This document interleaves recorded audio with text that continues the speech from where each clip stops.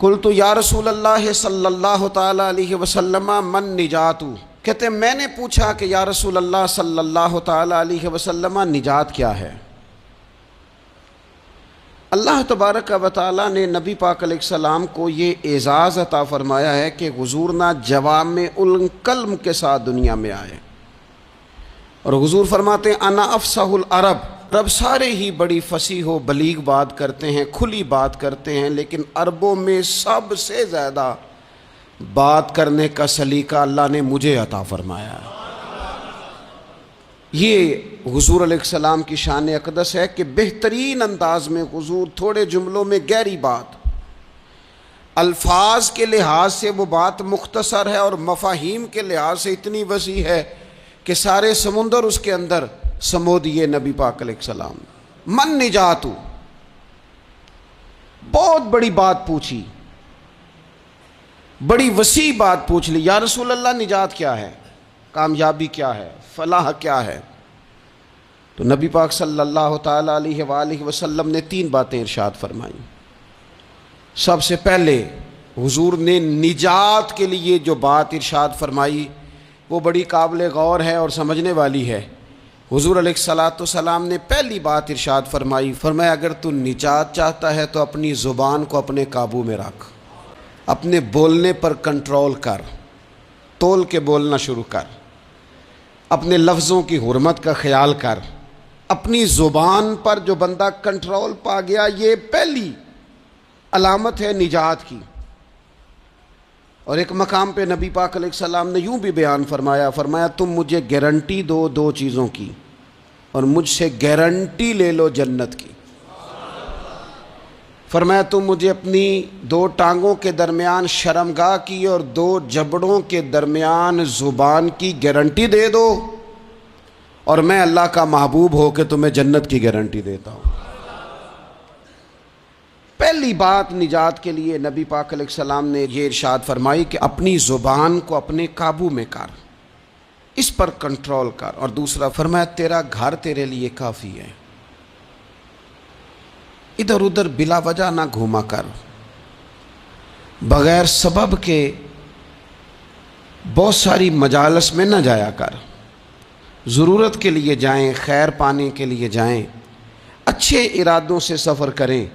گئے ہمارے صوفیاء علماء دور دراز کے سفر کیے محدثین نے، کس لیے؟ حضور کی احادیث کو جمع کرنے کے لیے، نبی پاک علیہ السلام کے فیضان سے حصہ پانے کے لیے۔ لیکن فرمایا ادھر ادھر نہ، کچھ لوگوں کو بڑا شوق ہوتا ہے، اس مجلس میں بھی جائیں گے، اس محفل میں بھی جائیں گے، اس کی بھی سنیں گے، اس کی بھی سنیں گے، نتیجہ یہ رہے گا کہ بے یقین ہو جائیں گے، اپنے گھر سے نکلیں گے، گھر گھر پھریں گے، کسی گھر کے نہیں رہیں گے۔ تیرے لیے تیرا گھر کافی ہے، اپنے گھر رہ، اپنا گھر جو ہے وہ تجھے کفایت کرے، اپنے گھر میں قیام کر۔ یہ دوسری علامت ہے نجات کے لیے۔ اور تیسرے نمبر پہ نبی اکرم صلی اللہ تعالی علیہ وسلم نے فرمایا اگر تو نجات چاہتا ہے نا تو اپنی خطاؤں پہ رویا کر، اپنی خطاؤں پہ آنسو بہا، اپنے آپ پہ رو، اگر چاہتا ہے کہ بچ جائے۔ 3 چیزیں نبی پاک علیہ السلام نے بیان فرمائیں، زبان کو قابو میں کرو، اپنے گھر میں قیام کرو، اور فرمایا کہ تم اپنی خطاؤں پہ رویا کرو۔ یہ 3 اگر چیزیں تمہیں میسر آتی ہیں تو پھر رسول پاک علیہ السلام کی زبان فیض حق کے ترجمان سے گارنٹی مل رہی ہے کہ اللہ اس بندے کو نجات عطا فرمائے گا۔ بہت شوق ہے لوگوں کو باتیں کرنے کا، بڑی باتیں، اوئے ہوئے، جو بات بڑے مختصر لفظوں میں 2 جملوں میں بیان ہو سکتی ہے اس کے پیچھے اتنی لمبی تمہید باندھیں گے کہ اصل بات ہی رہ جائے گی۔ گفتگو، بات، بولنا، یعنی بات ہو رہی ہے، گفتگو ہو رہی ہے 2 لوگوں کے بیچ، اور کوئی دانا آدمی بات کر رہا ہے تو فٹافٹ مداخلت کریں گے اور جملہ پھینکیں گے، کہیں گے قطع کلامی معاف، اور اپنی بات شروع کر دیں گے۔ تو میں کئیوں کو روک کے کہتا ہوں کہ پہلے آپ پوچھ تو لیں ہم نے معاف کیا بھی ہے کہ نہیں۔ بہت باتیں کرتے ہیں بعض لوگ، بہت باتیں کرتے ہیں، اور دنیا میں جو زیادہ خطائیں ہوتی ہیں وہ زبان کی وجہ سے ہوتی ہیں۔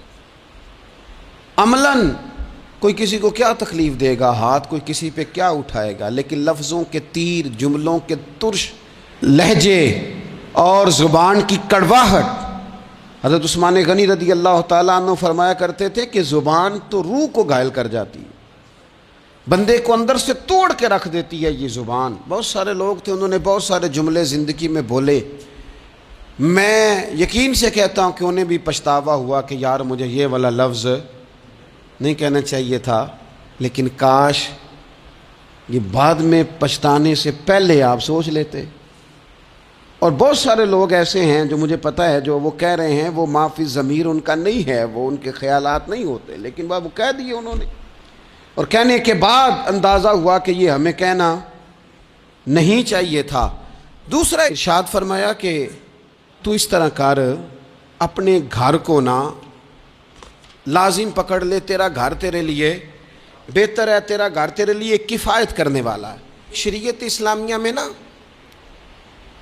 رہبانیت منع ہے، سارے حقوق چھوڑ کے بندہ گھر میں بیٹھ جائے، حجرے میں بیٹھ جائے، یہ منع ہے، لیکن کچھ دیر کے لیے وَتَبَتَّلْ إِلَيْهِ تَبْتِيلًا، سب سے کٹ کر اللہ کے ساتھ جڑ جاؤ۔ قرآن مجید نے کہا وہ کیا ہے کہ کچھ دیر کے لیے خلوت ضرور اختیار، جیسے آپ اعتکاف میں بیٹھے ہیں، سب سے کٹ کے اللہ کے گھر آ گئے، یہ کچھ دیر کے لیے یہ کام کرنے کا ضرور حکم دیا گیا ہے۔ آپ دیکھیے حضرت موسیٰ علیہ السلام، اسلام میں رہبانیت نہیں، سارے حقوق چھوڑ کے جانا نہیں، لیکن کچھ دیر کے لیے، تھوڑی دیر کے لیے حضرت موسیٰ علیہ السلام 40 دن کے لیے گئے نا کوہ طور پہ، پھر اللہ نے تو رات عطا فرمائی، وَإِذْ وَعَدْنَا مُوسَىٰ 40 لَيْلَةً، ہم نے موسیٰ علیہ السلام سے 40 راتوں کا وعدہ لیا۔ نبی پاک علیہ السلام کتنے دن جا کے پہلے غار حرا میں بیٹھے، پھر اللہ تعالیٰ نے وحی عطا فرمائی۔